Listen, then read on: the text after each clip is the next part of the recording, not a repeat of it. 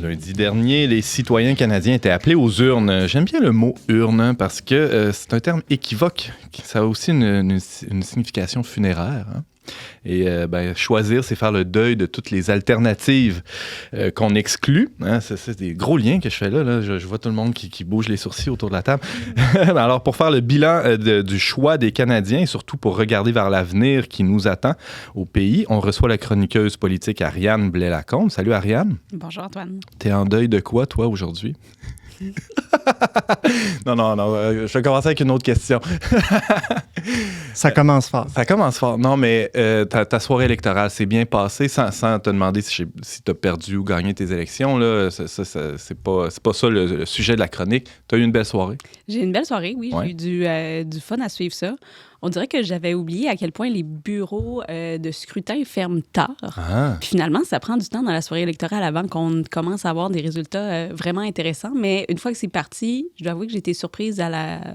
Ça déboule vite, là. Ça déboule vite, puis rapidement, les médias sont capables de faire des projections pour c'est fou, la couleur du gouvernement, puis minoritaire, majoritaire. Alors, pendant 2 heures, on a les résultats des provinces atlantiques, puis en dedans de 15 minutes, on a tout le reste. C'est à peu près ça. James? Je fais une petite intrusion dans ta chronique parce qu'on a parlé des bureaux de scrutin, là, pour souligner le travail acharné des bénévoles qui travaillent dans les bureaux. Moi, j'ai un ami qui a fait ça, Jean Fortin, cette année. Je ne sais pas s'il nous écoute. Bénévolement? Là. Oui, puis il a il a fait ça de 8 heures le matin à minuit le soir.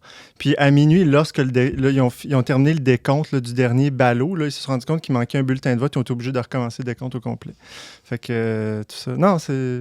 Le chapeau à ces gens-là, quand même. Il y a les employés d'Élections Canada, il y a des employés temporaires aussi. Ouais, il y a aussi des bénévoles qui s'activent autour.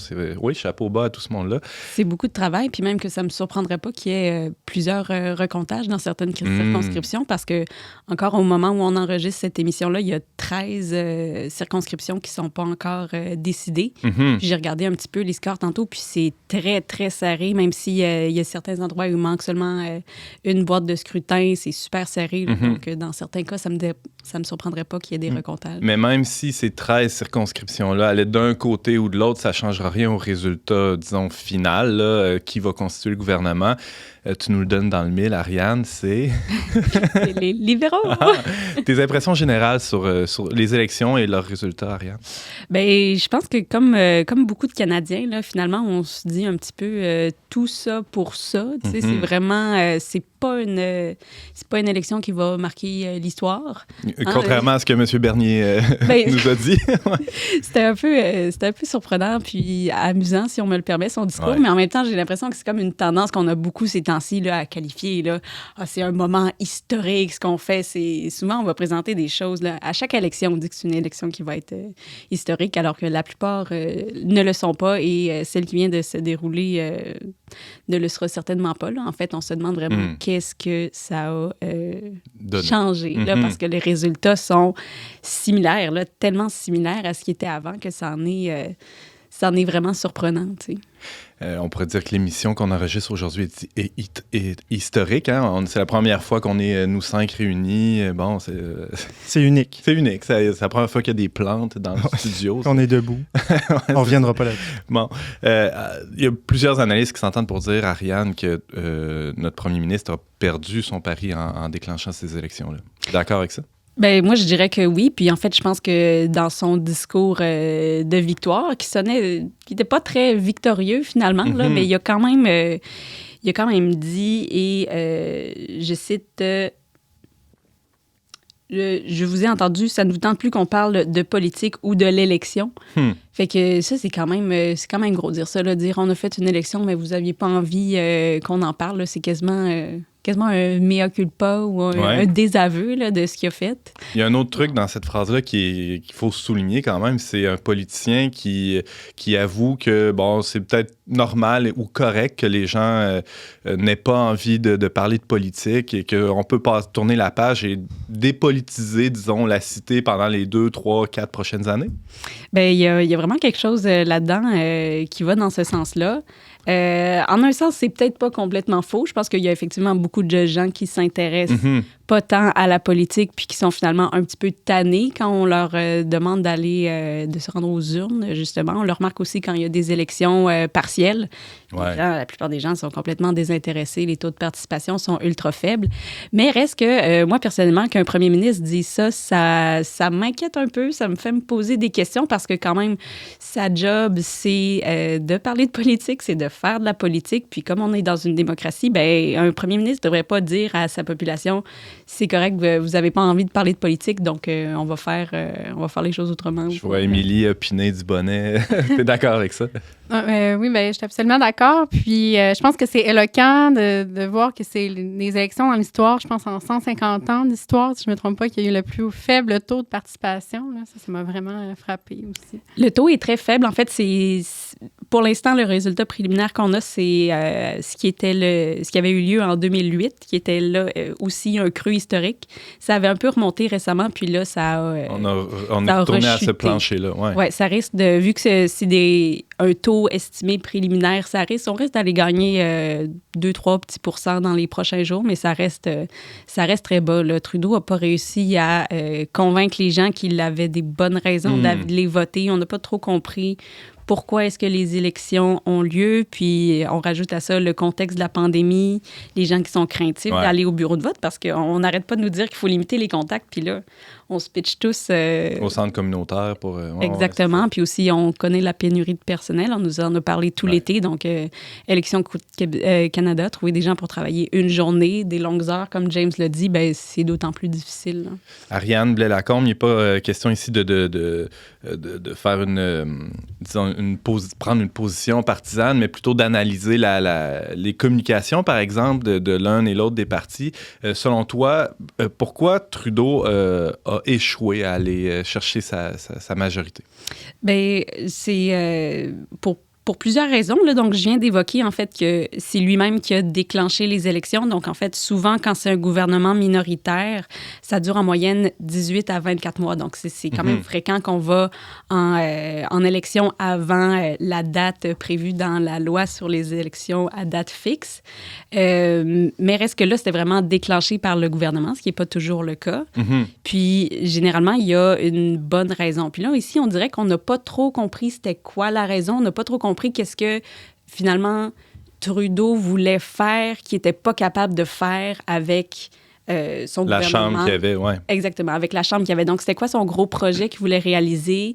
C'était pas sur un budget, c'était pas sur une loi importante, c'était pas sur un enjeu politique, social, parce que l'enjeu du moment, c'est la pandémie. Puis la pandémie, c'est un enjeu relativement non partisan. Il y a quand même une certaine concorde dans la chambre sur ces enjeux-là. Exactement. On veut l'éradiquer. Les moyens proposés sont grosso modo les mêmes.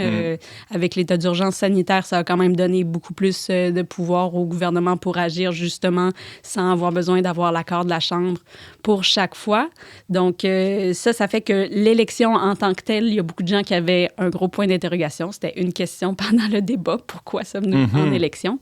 Mais il y a aussi que en se présentant en déclenchant et en se présentant d'élection en étant le premier ministre sortant d'un gouvernement minoritaire, en communication politique, là, il y a différentes théories. Puis donc, qu'est-ce que ça change pour justement d'être sortant? Il faut aller chercher un message assez particulier parce que tu peux pas te présenter devant la population de la même manière quand tu es le premier ministre sortant que quand tu es un parti d'opposition. Tu défends un bilan, finalement. Exactement. Il faut défendre un bilan. Puis ça, c'est la première partie qui n'a pas été tout à fait...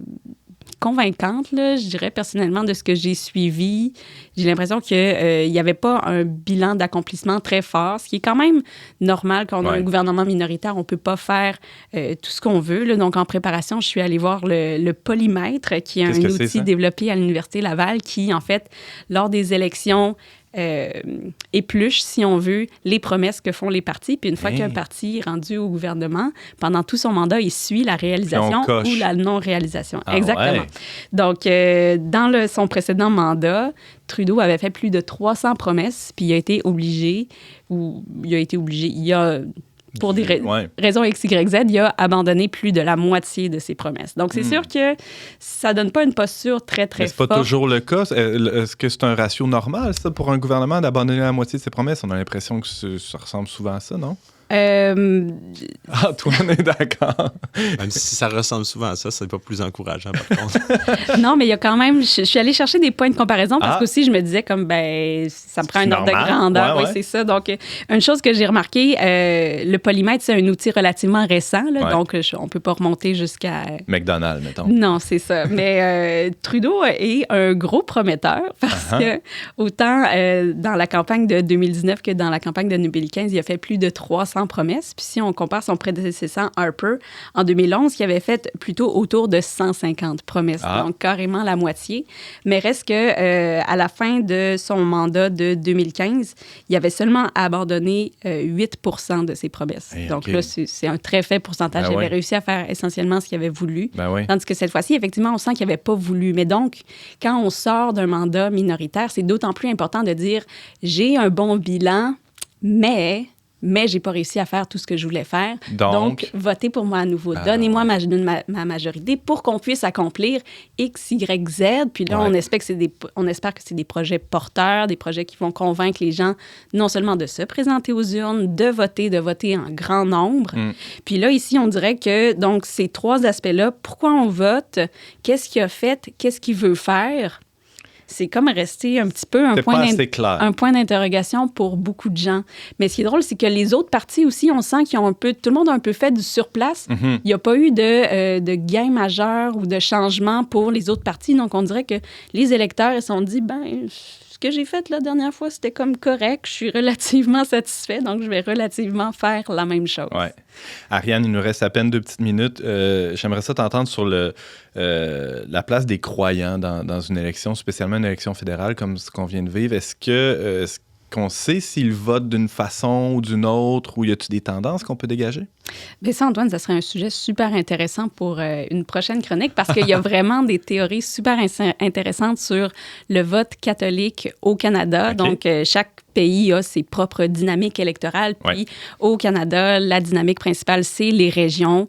N'importe qui a regardé la carte électorale voit que c'est bleu au milieu, c'est rouge en Ontario. Dès qu'on voit des petits points, on grossit ville versus région. Donc, les dynamiques électorales du Canada sont vraiment très géographiques, mais qu'il y a quand même un clivage religieux. Il y a quand même, ça aussi, ça vient jouer, surtout dans certaines circonstances.